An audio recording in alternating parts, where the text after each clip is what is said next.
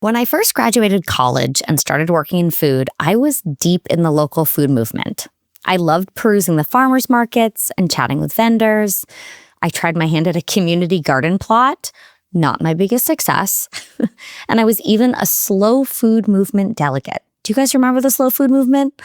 I had the opportunity to attend Terra Madre, a global sustainability conference in Italy. And I remember freaking out when I opened that email saying I was selected to attend and that I had a grant to pay for the expenses. It was a real core memory of my 20s. Now, I still know the importance of local food and supporting farmers in my bones and in my taste buds.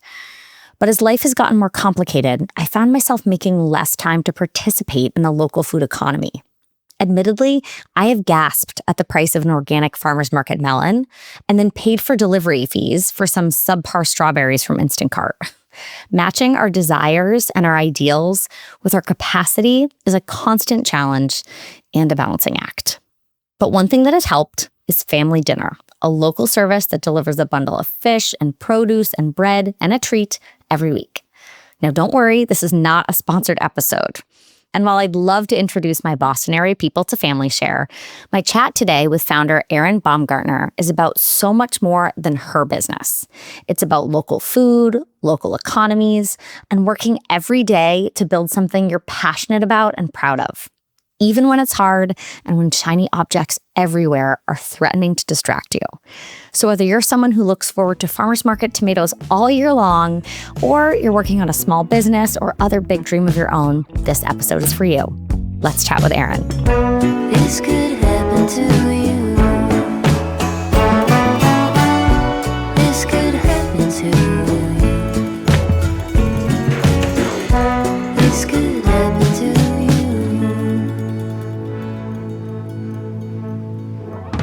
Erin Baumgartner, welcome to Not From Concentrate. Thank you so much for having me. I'm so excited to be here.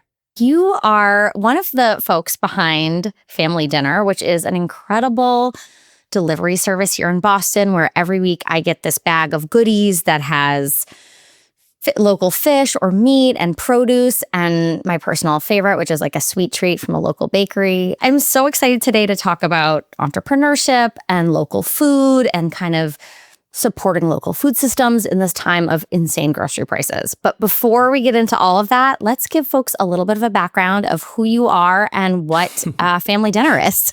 Sure. The background on me is a little bit of a wild story, but Family Dinner is a local farmers market delivery service. So every week, as you mentioned, we're sourcing local meat and fish and cheese and produce and grains. And there's always like cookies or brownies because like life's hard. We all need cookies and treats, and we deliver it right to our customers' doors. But on the back end, the parallel story is that we're trying to use data and predictive analytics to shorten the local food supply chain and make it more like just and equitable and sustainable and eliminate food waste. My background, 1,000 years ago, I studied French literature. My degrees are in old French books, which has not a whole lot to do with what I do now. I spent most of my career at MIT. So I've been at MIT for about 17 or 18 years, which feels insane. And we started Family Dinner 8 years ago out of our apartment, which wasn't necessarily legal at the time, but it's what we did. It's the idea that we had out of the lab that I was working in at MIT, thinking about, are there ways in which the same things, the same methodologies that we're using in this group at MIT could apply to a food system and make it better and make it less messy and less wasteful? So in my perfect world, Erin, I would be going to the farmer's market, maybe multiple farmer's markets every week and picking out exactly what I wanted. And the reality, as like a really busy mom with a bunch of jobs, I don't always get to do that. And your service has been so helpful to me. It also gives me a good kind of pressure to not waste food, because I know this is like precious, precious food. And so while I am not perfect at it, I do a better job at not letting things turn into like the sludge of shame, because it would be so sad. Totally. So thank you for that. Can we talk? I'm thinking about a lot of our listeners, the ones in Boston, hopefully will look you up and be signing up for Family Dinner. But I'm thinking about our listeners who are kind of further afield and how their relationship with local food might be changing or pressured right now in this time where food prices are so high. I know there's also some benefits to buying local economically when we're dealing with tariffs and all of these things. So Before we jump back into specifically what you're doing, could you kind of give us some advice? Could you be the guru for us of like, how should we be thinking about local food? What do we do right now, Erin? This is an amazing question. I mean, I think that local food has a complication. It has like an albatross around its neck, which is that it's really, unfortunately, it's much more expensive. One of the things that people tell us at family dinner is like, I can get much less expensive chicken at Market Basket or a local grocery store here or at a Shaw's. And it's like, yes, absolutely you can. And unfortunately, that cost comes because of the care that goes into growing the food. So it's a really difficult argument to make to people in this moment that local food should matter as part of their budgets. It's a hard argument, and I absolutely understand that. And it's not our job as people who work in local food to ever make people feel any shame around the food that they can afford and the food that they can put on their table. And I certainly understand that. The value of local food, I think, is not always understood right now, but later in life with the health benefits and rather like the health complications that come with buying food from an industrial food system. Like we know that and this is not an exaggeration, there's over 1 million pounds of pesticides and chemicals pumped into the national food system every year. That's problematic. Many of these things are known to be carcinogens. That's also problematic. So I think that whenever and wherever people can, maybe not all of your food can be local. That's certainly, it's certainly not true in my house. Like I like coffee, for example, and wine, right? Not all your things can be local, but wherever you can, and whenever you have the moment to support local, I think it, first of all, is a much more healthful, sustainable way to be feeding your family, and also gives that understanding of the value of the food itself. Because when you're unfortunately paying a bit more for it, you treat it, as you said, as a precious commodity. And we try to talk to people a lot at family dinner about how to use and then reuse ingredients, right? Like we've always wanted to write this cookbook called Don't Throw That Away, I'll Eat It. Because like I will eat things well past a respectful, questionable date in my refrigerator. And everything eventually in the drawer of shame in the produce gets turned into fried rice. Like we eat a ton of it. Fried rice, frittatas, everything's a quesadilla. Nothing is sacred. Everything goes in there. And so it's just a way to try to use and reuse as many things as you can. Yeah. And I think there's the personal and the health piece of it. And then I think there's also the economic piece of it, obviously. And that, as someone who has such a passion for small business and small business owners, can you talk a little bit about the benefits of the food dollars being put into the local economy? There's a rule in economics of like the local dollar multiplier. So when you spend your dollar locally, somewhere between 68 and 70 cents of it stays within your local economy, whether it's for wages or benefits or those people then supporting other small businesses, which are things that we do. And when you spend those at your large multinational, somewhere between like 15 and I think it's 18 cents of those dollars stay locally within your own economy. And that sounds like sort of like talking about like macroeconomics is not that interesting. But when you think about where you're trying to go to get your kids' baseball team supported or get like a donation for this and that, you're going to your local businesses. And your local businesses are also the people that are going to hire your kid when he's, 15 years old and needs a job. And they're the people that are providing, benefits, health benefits, 401ks, things like that to their employees because they understand that these people are also part of the community. So there's an enormous tax and enormous bleed financially on being a local business and trying to do it the correct way and treating people well. And as we move into thinking about food, treating animals well and treating the earth well, those things are unfortunately like rather expensive. It's the harder way to do things, but I think it's the important way. And there also isn't always a financial burden on supporting a local business. You could just be their like social media cheerleader. You could tell someone else about their business. You listen to Catherine's podcast. You could tell someone else what you heard on Catherine's podcast. None of those things cost you dollars in order to be an evangelist, in order to be a supporter. And those things are all enormously helpful to us as small business owners because we're just trying to patchwork together as many things as we can to achieve growth and achieve traction and get our business to the next level. Staying on sort of the economics of it for a minute, one of the things that's so cool about your business is it provides, an additional revenue stream and perhaps sometimes a more consistent revenue stream for some of your suppliers. So could you talk about this relationship that you have with your farmers, with your bakers, with these suppliers, and how, your businesses really lift each other up? The relationship that Family Dinner has with its suppliers and purveyors has really evolved over time. Like when we were small and operating, like once again, sort of legally out of our apartment in Somerville, we were trying to get into these relationships with farmers and saying like, hey, could we buy 10 pounds of chicken a week? Could we buy 20 bunches of spinach? And it was sort of like, yeah, neat idea, whatever. And as we grew from needing 10 to 100 to 1,000 pounds of something a week, that relationship and that sort of supply demand really altered things. And it became much more of an interesting proposition to work with Family Dinner for farmers. What we're able to do now is something that I'm incredibly proud of. Sort of built on our suite of technology, we're able to sit down with farmers at the beginning of a season and say to them, hey, like last year, I needed 600 bunches of asparagus a week. This year, I'm predicting it will be 700. And in the next week, we're going to need 800 of this, 900 of that, et cetera. And those farmers can then go buy the seed, put it in the greenhouse, put it in the soil, grow it, and harvest it for Family Dinner with the confidence that it's going to be sold, which is a total game changer. It's a total game shifter, because normally you grow things and you like are crossing your fingers and hoping that you get the economic return and hoping you get to sell them either at a farmer's market or to CSA or to wholesale.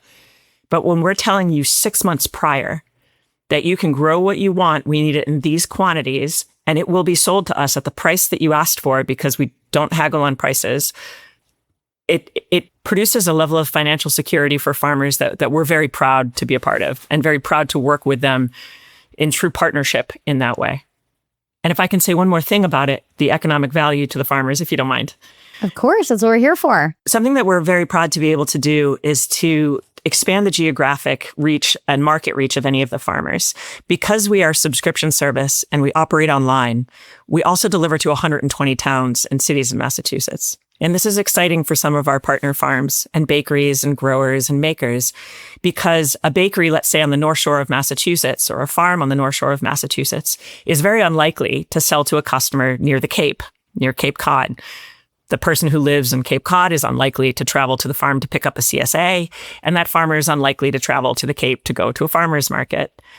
But through what we have to offer, we are able to kind of blow the doors off of that geographical limitation and do it while telling the farmers, you don't have to deal with any of the last mile logistics, any of the customer acquisition, any of the social media, any of those things. We're just going to grow your market reach for you and hopefully scale it and multiply it. And by doing that with this huge network of farms, we're trying to build something stronger at a grassroots level that is kind of like a rising tides lift all boats situation, which is going to be good for everyone.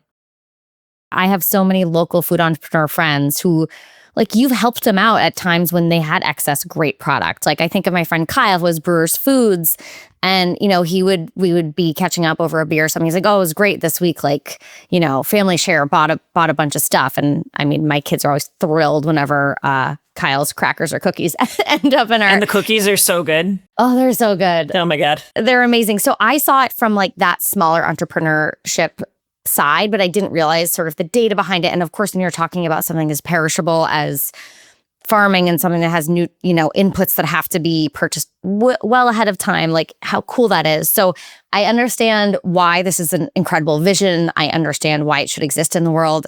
It's really hard. It's a really hard thing to do. So you as a person, Erin, can you talk to me about why you decided to take on this extremely complicated, difficult? Yeah. So when we started Family Dinner, I was working at MIT as the assistant director of the Sensible City Lab within the Department of Urban Studies and Planning. And that group is a complexity science group. And so it's trying to use AI and ML to understand like really difficult and messy urban problems like transportation or trash or environmental factors, trying to find ways to make cities like greener, more just, more equitable, and like more pleasurable to live in. And at the time, we were part of a food share in Somerville, and we saw this company really, really struggling. And we tried to contact them, say, like, there are better ways that we can like make this more profitable for you. There are better ways to be tracking food in and out. There are better ways to be supporting the local food system. That company, unfortunately, didn't make it. Wonderful people that they were, great food, great partners that they had.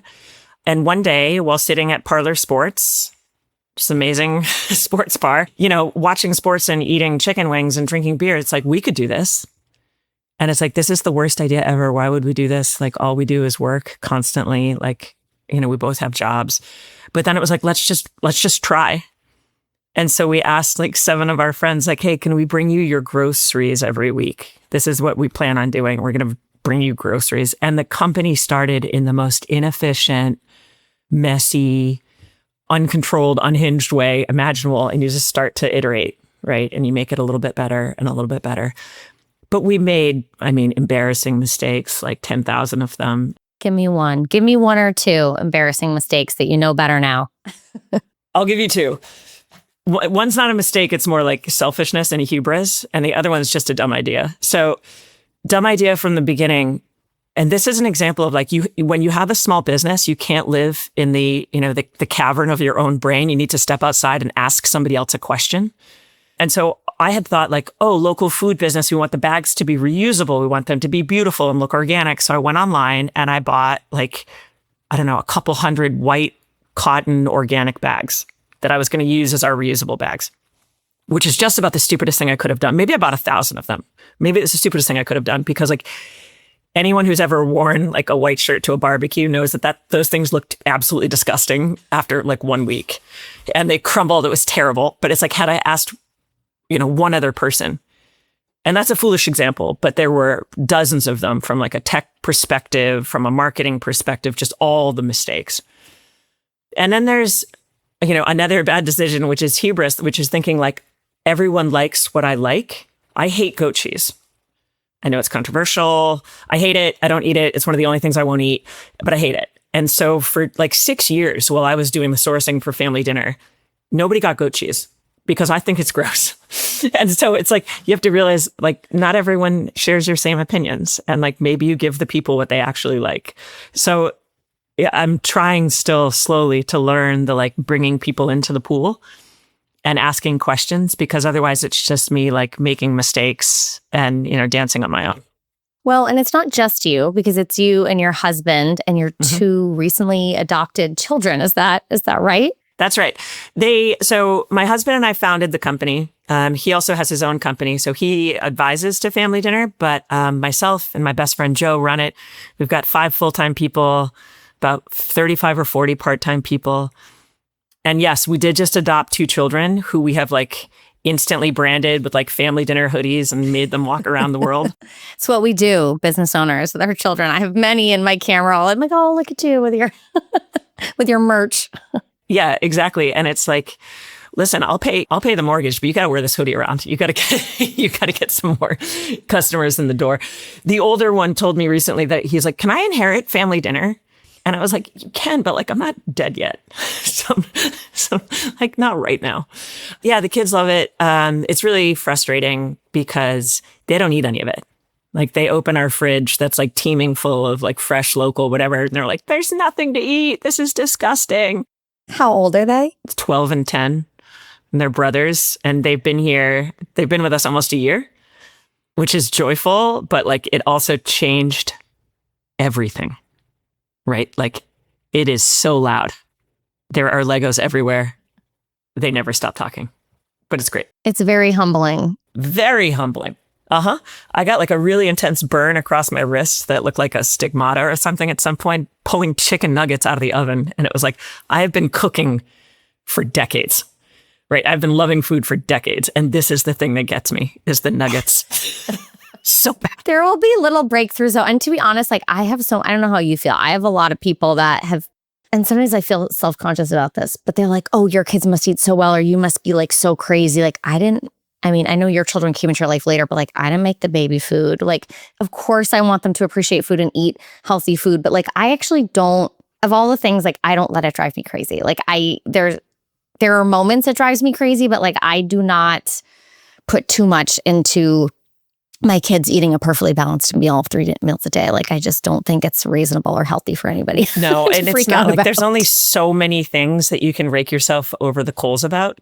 Yeah. You can do it. Sure, you can. And we all do it constantly, making ourselves feel bad about not being perfect on every single silo of our lives. But like the base levels, are these children alive? Yes. Are they happy? Yes. I bet this will happen for you too, but it is cute. There are my kids they're also becoming better eaters, particularly Jack, my oldest. How old are they? They are 10 and 6. Oh my God. They're 10 and 6. And some of it has been literally because of, local purveyors and including family dinner. Like my kids now love sardines because my friend Josh, who owns Bella Seafood, they met him and that convinced them to want to try it. And so now my kids love sardines, or if I put vegetables, serve some veggies with, again, Kyle's crackers and maybe one of those really yummy dips that show up in your deliveries, they'll eat it. And so there are those small victories. Yeah. And they'll get there, and your kids are lucky to be exposed to all this stuff, and eventually they'll appreciate it. We're bringing them to the farm. We're letting them watch us cook, and sometimes you're like, that looks gross, and it's like, okay, let's find a different way to express our feelings. Tim and I are about to eat this. You don't have to say it's gross. Don't yuck my yum. Yeah, don't yuck my yum, unless it's goat cheese. That's yucky. I do want to get a little bit more into, your story and also the entrepreneurship piece of it, because as I think we talk about that a lot on this podcast. We talk a lot about food entrepreneurship. So can you start with what is the hardest part of your job? I think that the hardest thing about anybody's new endeavor, whether it's entrepreneurship, whether it's you've started a band, whether it's you're an artist, is getting anybody to give a shit. That's the hardest thing. And in this instance, it's getting them to give a shit long enough that they break through the static of everything else and all the other noise that's out there and put their eyeballs on you for a moment. And then they decide that they care enough that they're going to put their dollars with you. And food dollars are really intimate dollars. First of all, because it goes directly into your home and into your family. And it's something that we all share. All of us have food in common.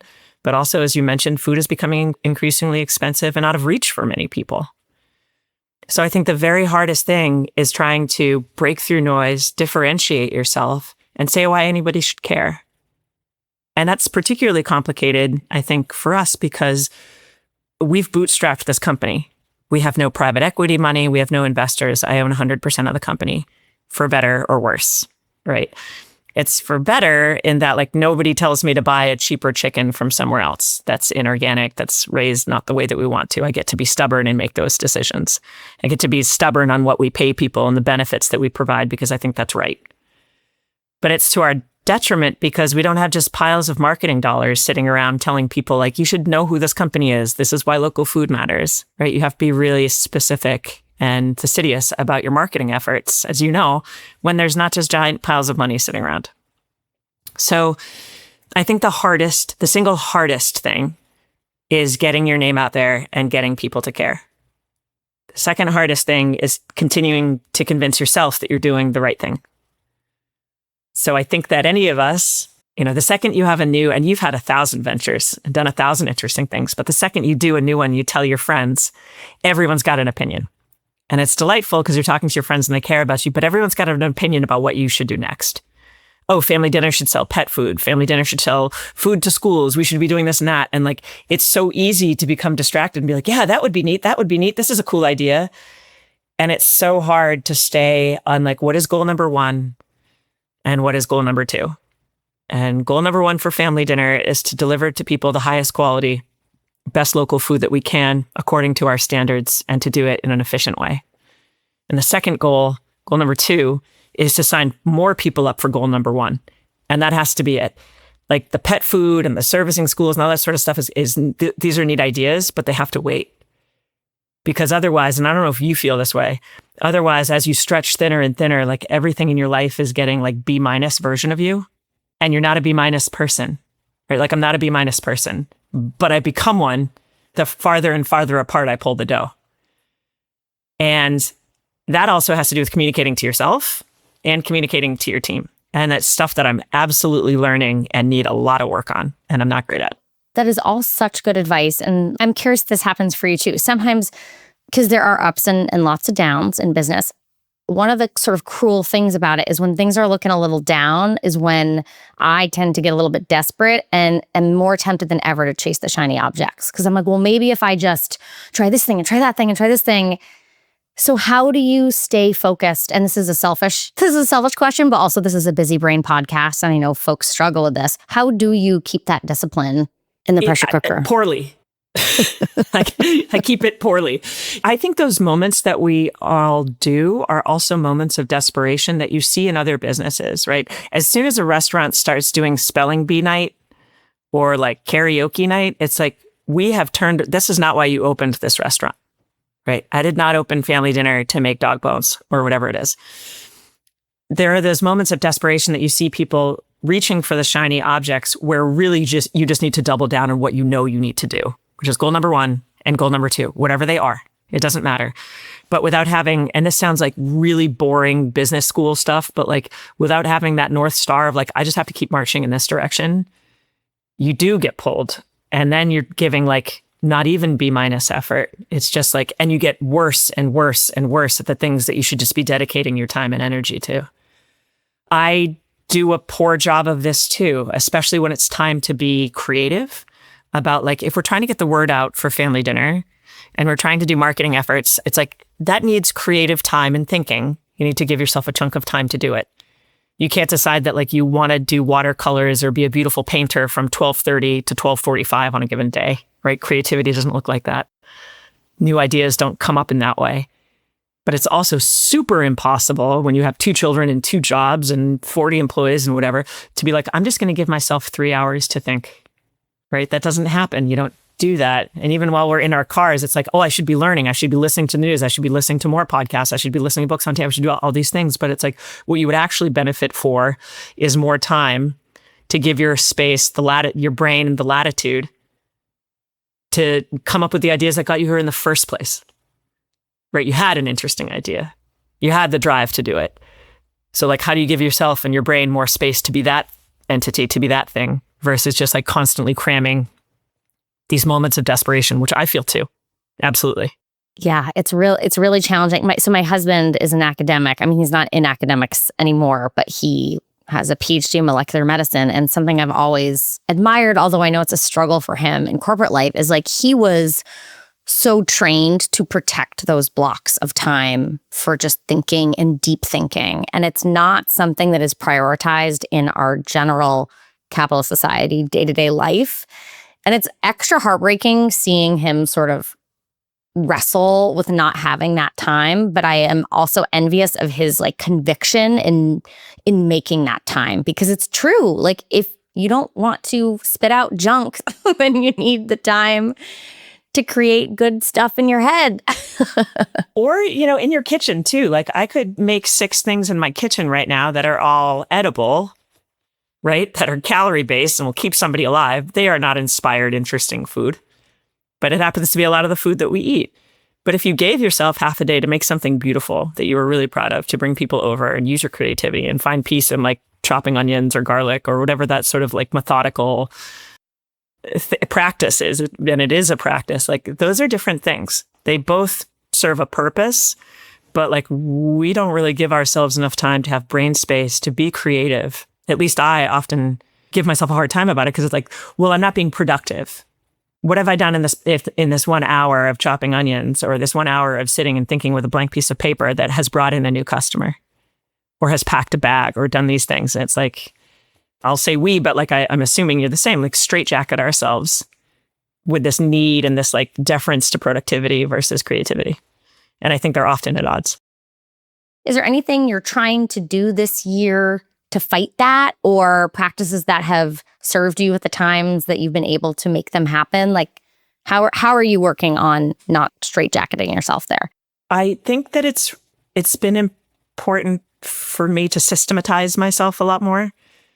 To like every day when I think about something that's overwhelming is thinking about growth, right? At family dinner, we know we'd like X number of customers by month Y in order to get to our fiscal goals. And it's overwhelming to wake up and think about, it's 5 a.m. I need 150 new customers today. Story of my life, but it's podcast downloads. And soon it will be book pre-orders. Right. And it's impossible, but it's like, you can't have 150 new customers by end of day. It's very unlikely.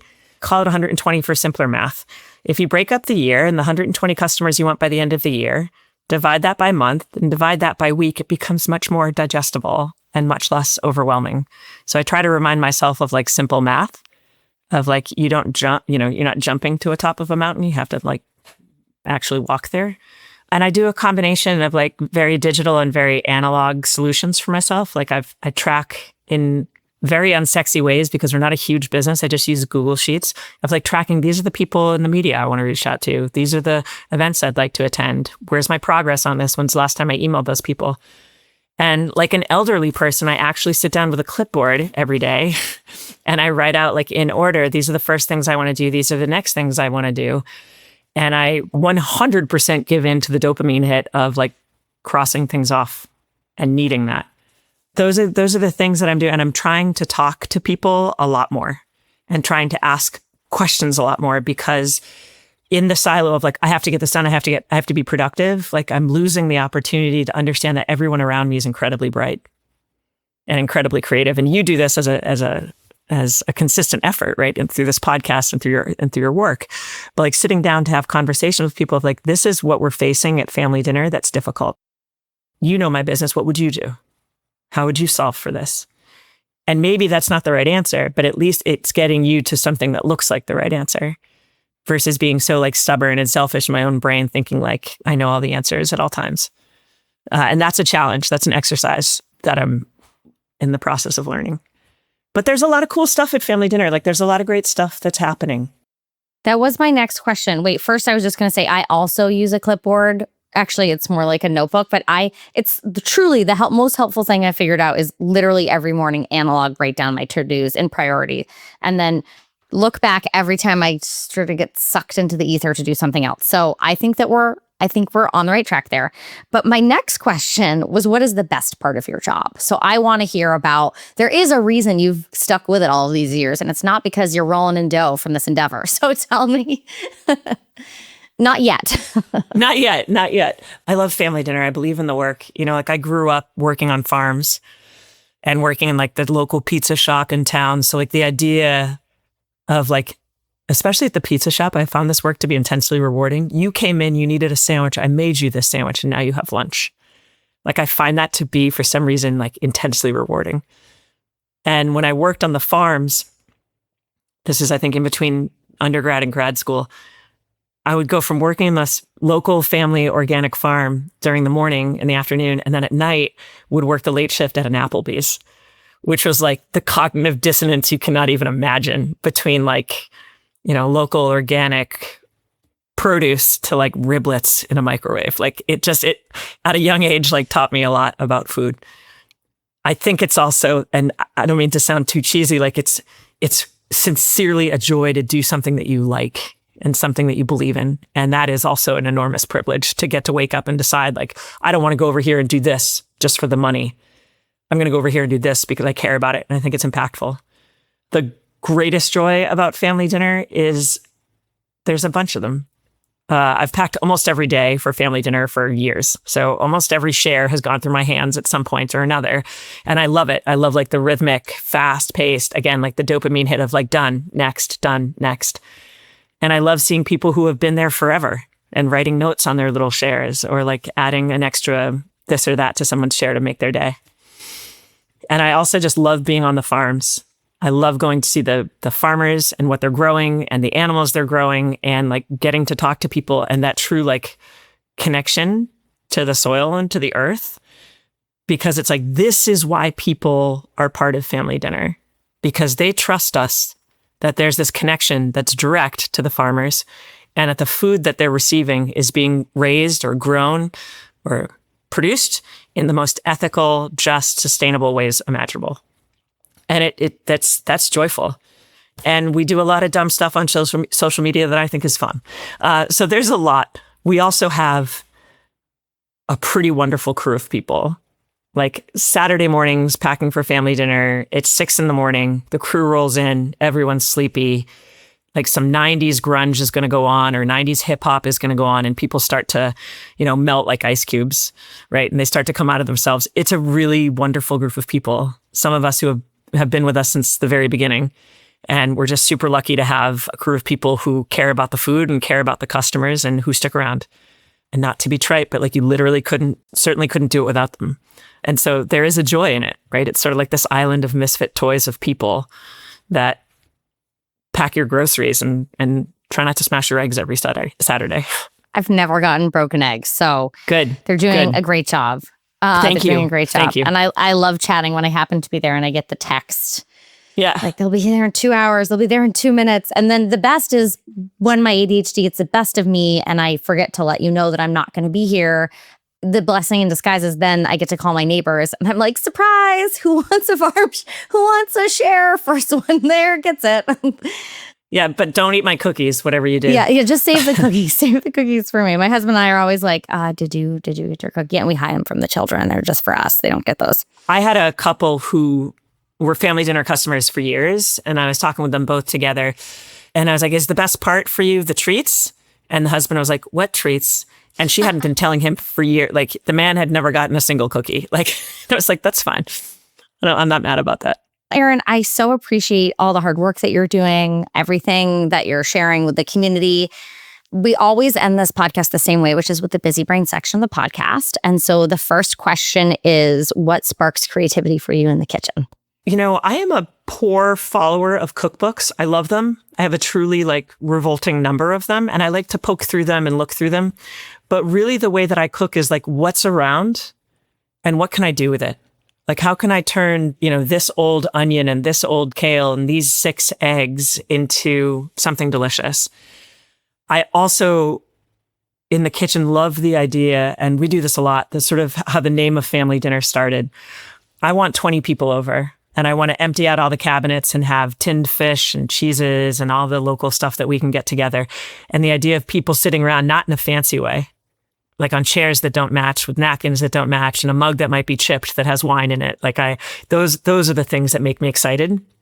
But the idea of just having some quiet, opening up the fridge and figuring out what can we do with this? That's the stuff that excites me. My husband is much more of a scientist, of an engineer. So he can do the baking, which you don't want me to do. And the long, very precise thing that you have to pay attention to. Whereas I'm that's on fire. This smells good. Let's eat that. It's the Swedish chef. But yeah, that to me is real joy in the kitchen. And as far as creativity with family dinner, I am such an old man. I take walks in the woods every day because I need to, but I also bring a pen and a pad of paper with me. Because it's if something comes, if I think of something, I need to write it down, because otherwise it's going to go out into the ether in 10 seconds and be gone forever and ever. Someone who's listening to this is going to run into you, and I don't know where you are, the Fells or North Shore, and they're going to see you with your pad and be like, hey! that crazy old lady is at it again.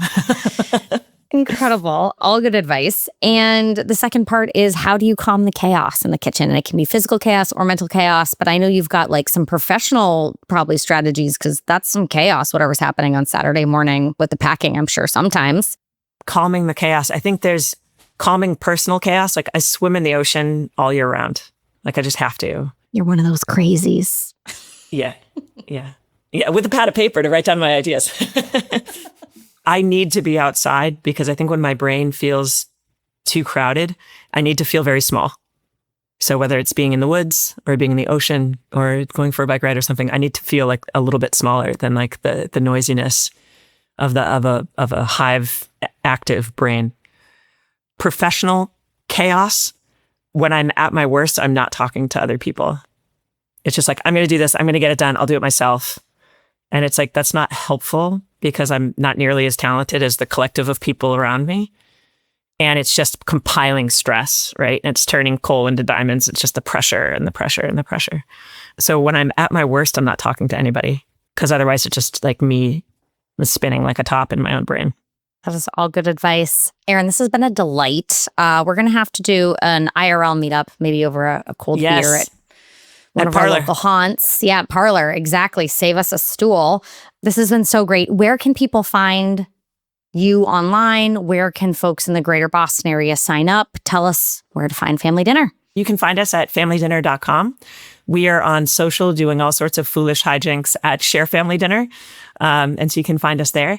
We would love to deliver to anybody in the greater Boston area. We're in 120 towns within the 495 belt of Massachusetts on Tuesdays and Saturdays. And so for listeners of this podcast and folks who are following along in the newsletter, we wanted to give you the chance to try Family Dinner for 50% off your first share. So go visit familydinner.com and enter NFC at checkout for 50% off your first share. And we would just love the opportunity to serve you. Thanks so much. And Catherine, thank you for this opportunity. It's so cool, the crew of people that you bring together and the plurality of voices and the constellation of folks. It's just like every time I hear it, it's just like, I want to meet all these people for a beer. How do we all get together under Catherine's umbrella? Thank you so much. We got to have a big party. Yeah, I've been thinking a lot about live events, so that's on my to-do list after a few other priorities. Yeah. And here I am being the person that's providing ideas and incentives. And I was like, don't listen to anybody else. That's a good one. That's not a shiny object. That's a real priority that we just have to make time for soon. So stay tuned. Thank you so much, Erin. I will see you around.